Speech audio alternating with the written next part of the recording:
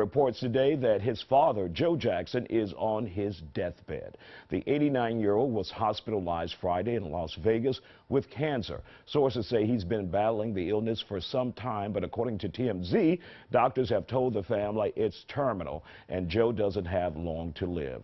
Jackson reportedly issued a somber tweet that reads, "I have seen more sunsets than I have left to see. The sun rises when the time comes, and whether you like it or not, the sun sets when the time comes." But his granddaughter, Paris Jackson, says he did not tweet those words.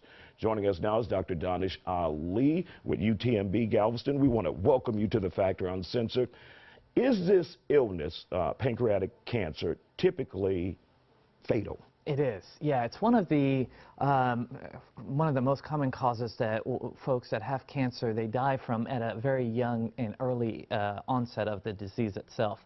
And the reason for that is because pancreas is one of the smallest organs, and what happens is that by the time that it progresses in its symptoms, it's already metastasized. And so once something, especially a cancer, metastasizes to other parts of the organs, other parts of the body, it's often fatal, and folks typically die very soon. There are different stages of cancer as well.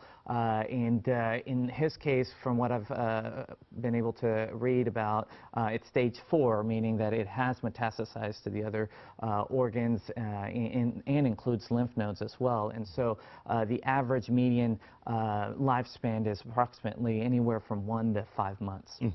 And you brought us a list here that we're going to take a look at, Dr. Ali. If we can put that up and show the people pancreatic cancer symptoms that are out there that we could be aware of? Sure, yeah. So the symptoms, as on the screen, are the nausea and vomiting, weight loss, and jaundice. The bile ducts that secrete fluids get obstructed, and so you can get jaundice, you get right upper quadrant abdominal pain, and sometimes that radiates into the back as well. And sometimes folks present with diabetes as one of their symptoms. Their glucose is not being managed, and the reason is because insulin that is produced by the pancreas, because of the tumor itself, is not being able to be produced, and so folks come in with diabetes as one of their complaints. But again, that's very rare. The most common symptoms are the nausea, vomiting, jaundice, and weight loss, as I mentioned earlier.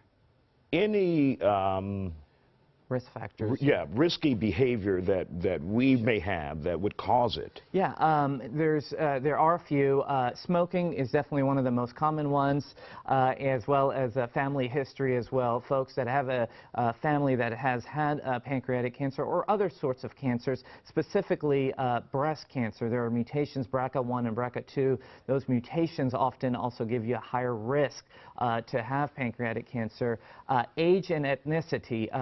Generally, the older you are, the more likely you are to get cancer. Ethnicity, African Americans are at a higher risk to develop pancreatic cancer in men, and so, specifically, and genetics, as I mentioned earlier, and obesity is another risk factor. All right, Dr. Danish Ali, we want to thank you for coming on the Factor Uncensored, and we want to wish Mr. Jackson well.